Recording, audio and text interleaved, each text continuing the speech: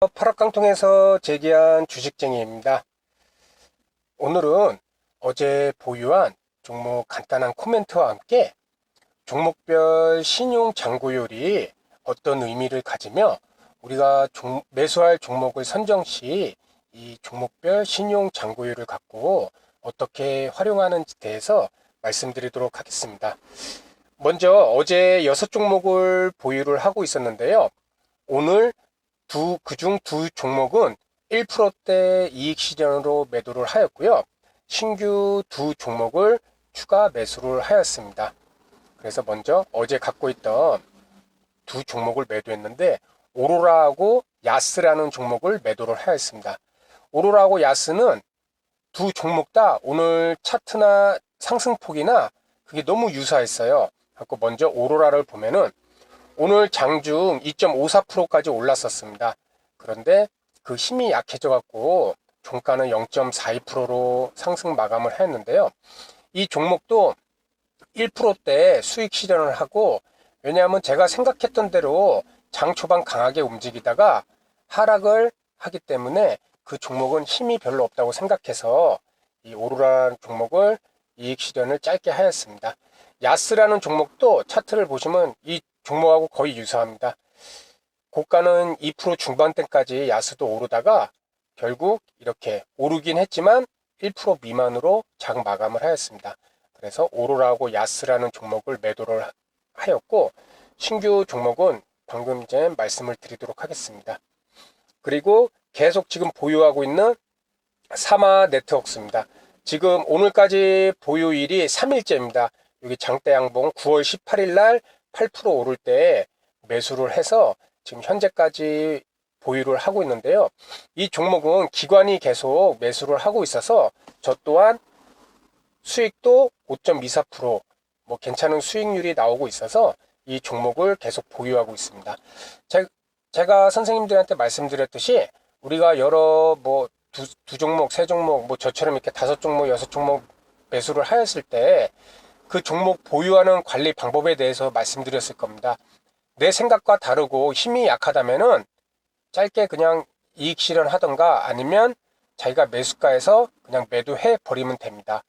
그리고 수익률이 높은 거, 상승이 계속 되는 종목은 오래 보유해서 수익을 계속 크게 키워 먹는 거, 그게 곧 계좌를 불리는 방법이라고 말씀을 드렸습니다.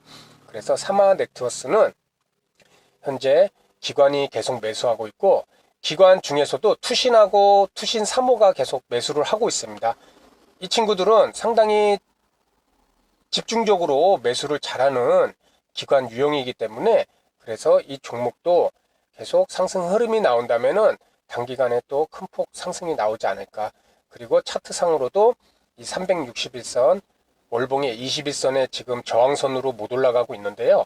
이 저항선을 뚫는다 하면은 또 상승률이 크게 나올 거로 기대하고 있습니다. 다음은 파워로직스라는 종목입니다. 5%대 현재 상승 수익률을 얻고 있는데요. 이 종목은 사실 어제 말씀드렸듯이 때 5일선보다 너무 갭으로 올라가 있어서 오늘 좀 매도를 할 예상이다 이렇게 말씀을 드렸었습니다. 근데 어제 기관이 10만 주를 매수했다고 제가 말씀을 드렸었습니다. 그래갖고 한번 확인을 했더니 그 10만 주가 연기금이 매수한 거였습니다. 근데 연기금의 이 큰 기관이죠. 이 매수 형태를 봤을 때 처음 이렇게 매수가 들어오면은 당분간 며칠 동안은 또 연달아 매수를 하는 특성이 있습니다. 그래갖고 오늘도 연기금이 10만 주를 매수를 했습니다. 약 10억 정도를 매수를 했는데, 오늘 파워로직스 오전부터 장 후반까지 상당히 지지분하게 움직였습니다. 계속 보합가 아니면은 한호가 떨어져서 500원 마이너스, 50원 마이너스 뭐 이런 식으로 계속 움직이다가 이렇게 장 후반에 제가 볼 때 연기금이 들어온 것 같습니다. 그래서 끌어올려서 1.47% 상승으로 마감을 했는데, 이 종목도 아직도 5일선하고는 좀 벌어져 있습니다. 하지만은 기관이 계속 매수를 하고 있고, 그래서 월요일까지 한 번 더 보겠습니다. 다음은 오션 브릿지라는 종목입니다. 이 오션 브릿지라는 종목은 계속 외국인이 여기 보시는 바와 같이 이렇게 소량 계속 매수를 하고 있습니다. 기간도 좀 매수를 했다가 일정 부분 매도, 오늘도 양매수로 이렇게 오션 브릿지가 양매수로 마감을 하였습니다. 오늘 0.97%, 그리고 현재 수익률은 2.7%입니다. 다음은 옵트론텍입니다. 옵트론텍은 어제만 해도 약간 손실이었습니다. 한 0. 몇 프로 손실이었는데 오늘 3.48% 오르면서 이렇게 오늘 현재 수익률은 2.53%입니다. 그리고 외국인과 기관이 양 매수를 했다. 361선을 지지선으로 받고 올라가고 있는 중이다. 그래서 보유를 하였습니다. 그리고 신규 편입한 종목 두 종목입니다. 먼저 오텍입니다. 오텍은 저거 저번에 매도한 종목 아닌가? 맞습니다. 이 오텍이란 종목 최초 9월 11일 날 사서 3일 보유해갖고 7%가 좀 넘는 이익 실현을 한 종목입니다. 하지만 그 이후 3%, 2%, 5%라는 이 조정을 거치고 저는 개인적으로 계속 관심 종목으로 편입을 시키면서 이 21선 부근이나 361선 부근까지 떨어질 줄 알았는데 오늘 장중 4.6% 상승이 나왔습니다.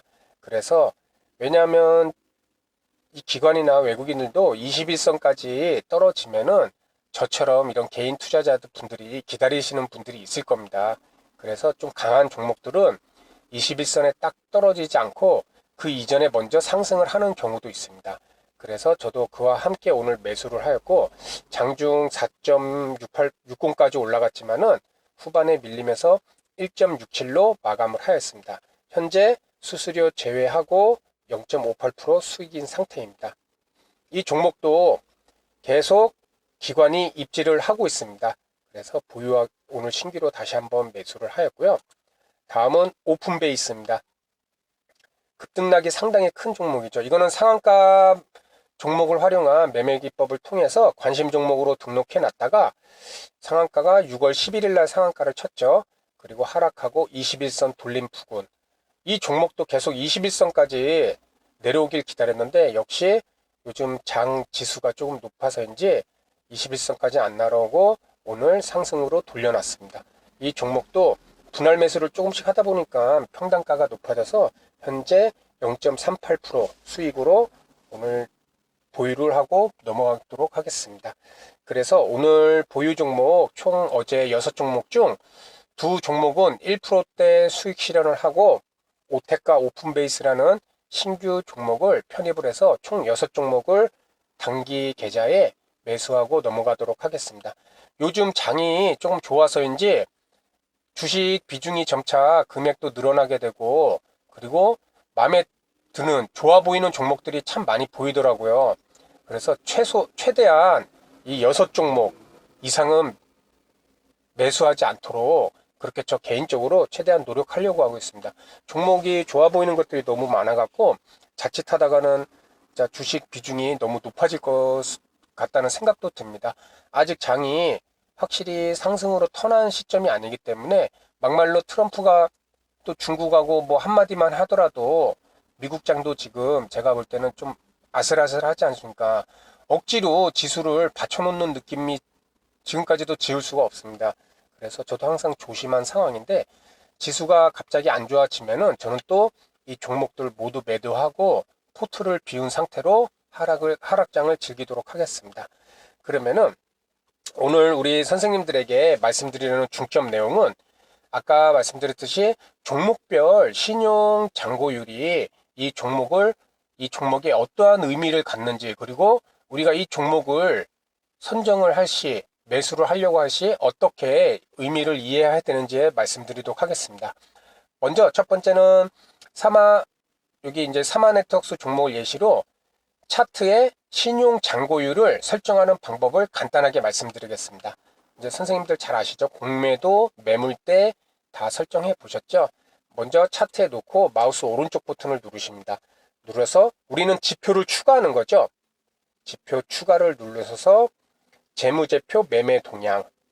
저 한국투자증권입니다. 그러면은 아마 각 증권사별로 다 이렇게 신용 잔고율이 있을 겁니다.